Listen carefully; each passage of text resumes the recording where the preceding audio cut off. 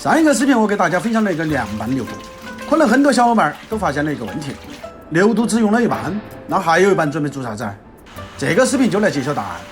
看了上一个视频的小伙伴应该都知道了牛肚的预制方法，简单来说就是通过陆地方式做成半成品。所以这个视频我们只需要简单看一下就好了。把卤好的牛肚改刀，削刀片成厚薄均匀的薄片。牛肚改刀一般都是按照这个方法来，主要的问题就是牛肚韧劲比较重，片成薄片不仅是为了好看，口感也获得了最佳。片好的牛肚装入小盘中，准备辅料：香芹少许，切成小段后备用。注意是香芹，不是西芹哈。青耳荆条准备少许，切成小后备用。在重庆能够买到青小米辣，可以用青小米辣来做，味道更佳。把切好的尖椒装入碗中，再备少许的红小米辣，切成小圈圈，主要是提升口感和装色。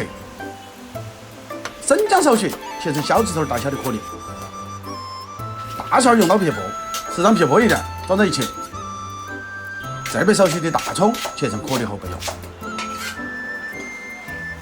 起锅，开大火，锅烧热了就下油，滑锅，投入姜葱蒜，大火一起爆出香味儿。再勾入少许胡豆瓣，炒香，炒出颜色。把牛肚倒入锅中，投入青红海椒、芹菜节节，淋上少许料酒，大火快速翻炒均匀。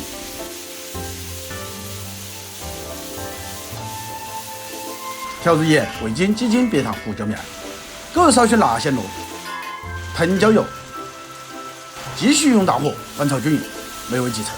重庆人就这样惯，灭点海椒不自在。老板上菜，多放点海椒。晃晃悠悠，今年又过了一大半了，感觉真的没做成啥子，有些迷茫，有些说不清道不明的情绪。曾以为风花雪月才是节，到后来才发现柴米油盐皆是诗，这或许就是生活。我是楚正，下期见。